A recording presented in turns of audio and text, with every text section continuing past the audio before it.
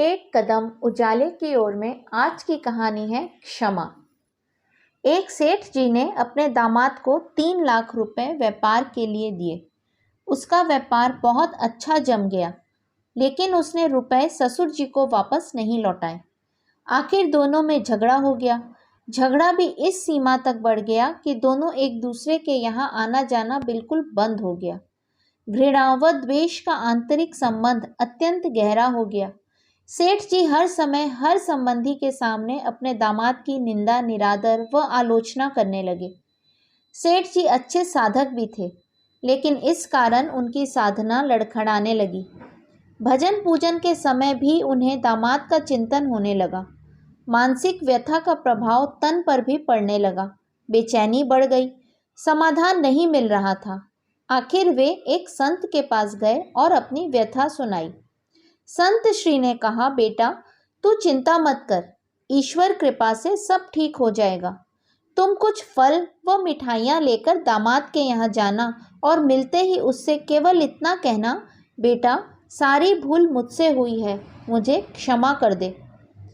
सेठ जी ने कहा, महाराज, मैंने ही उनकी मदद की है और क्षमा भी मैं ही मांगू।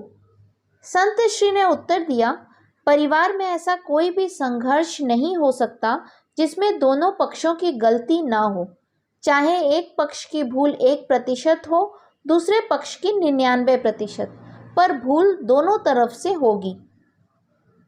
सेठ जी की समझ में कुछ नहीं आ रहा था। उसने कहा, महाराज, मुझसे क्या भूल हुई है? बेटा, तुमने मन ही मन अपने दामाद को बुरा समझा, यही है तुम्हारी पहली भूल। तुमने उसकी निंदा, आलोचना व तिरस्कार किया, यह है तुम्हारी दूसरी भूल। क्रोधपूर्ण आंखों से उसके दोषों को देखा, यह है तुम्हारी तीसरी भूल। अपने कानों से उसकी निंदा सुनी, यह है तुम्हारी चौथी भूल। तुम्हारे हृदय में दामाद के प्रति क्रोध व घृणा है, यह है तुम्हारी आखिरी भूल। अपनी इन भूलों से तुमने अपने दामाद को दुख दिया है। तुम्हारा दिया दुख ही कई गुना हो तुम्हारे पास लौटा है। जाओ, अपनी भूलों के लिए क्षमा मांगो, नहीं तो तुम न चैन से जी सकोगे न चैन से मर सकोगे। क्षमा मांगना बहुत बड़ी साधना है और तुम तो एक बहुत अच्छे साधक हो। सेठ जी की आंखें खुल गईं। संत श्री को प्रणाम करके वे दामाद के घर पहुंचे। सब लोग भोजन की तैयारी में थे। उन्होंने दरवाज़ा खटखटाया। दरवाज़ा उनके दोहिते ने खोला।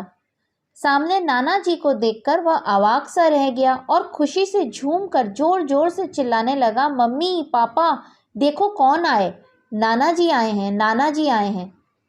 माता पिता ने दरवाजे की तरफ देखा, सोचा कहीं हम सपना तो नहीं देख रहे। बेटी हर्ष से पुलकित हो उठी, आहा, 15 वर्ष के बाद आज पिताजी घर पर आए हैं। प्रेम से गला रुंध गया, कुछ बोल न सकी।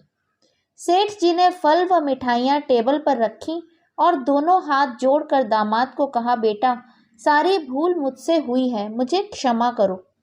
क्षमा शब्द निकलते ही उनके हृदय का प्रेम अश्रु बनकर बहने लगा। दामाद उनके चरणों में गिर गए और अपनी भूल के लिए रो रो कर क्षमा याचना करने लगे। ससुर जी के प्रेमाश्रु दामाद की पीठ पर और दामाद के पश्चाताप व प्रेमा मिश्रित अश्रु ससुर जी के चरणों में गिरने लगे। पिता पुत्री से, पुत्री अपने वृद्ध पिता से क्षमा मांगने लगी। क्षमा व प्रेम का अथाह सागर फूट पड़ा। सब शांत, चुप, सबकी आंखों से अविरल अश्रुधारा बहने लगी। दामाद उठे और रुपए लाकर ससुर जी के सामने रख दिए। ससुर जी कहने लगे, बेटा, आज मैं इन कौड़ियों को लेने के लिए नहीं आया हूँ। मैं अपनी भूल मिटाने, अपनी साधना को सजीव बनाने और द्वेष का नाश करके प्रेम की गंगा बहाने आया हूँ।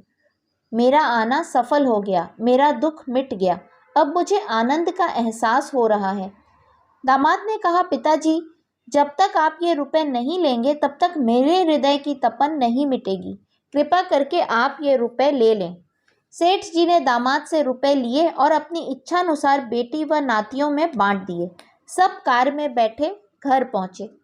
15 वर्ष बाद उस अर्धरात्रि में जब माँ बेटी, भाई बहन, ननद भाभी व बालकों का मिलन हुआ तो ऐसा लग रहा था कि मानो साक्षात प्रेम ही शरीर धारण किए वहां पहुंच गया हो। सारा परिवार प्रेम के अथाह सागर में मस्त हो रहा था। क्षमा मांगने के बाद उस सेठ जी के दुख, चिंता, तनाव, भय, निराशा रूपी मानसिक रोग जड़ से ही मिट गए और साधना सजीव हो उठी। हमें भी अपने दिल में क्षमा रखनी चाहिए। अपने सामने छोटा हो या बड़ा, अपनी गलती हो या ना हो, क्षमा मांग लेने से सब झगड़े समाप्त हो जाते हैं।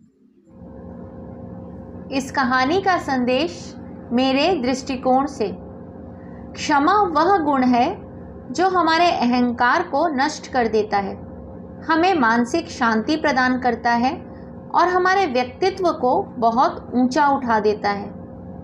इस विषय में आप अपना विचार कमेंट बॉक्स में जरूर शेयर कीजिए। हरि ओम।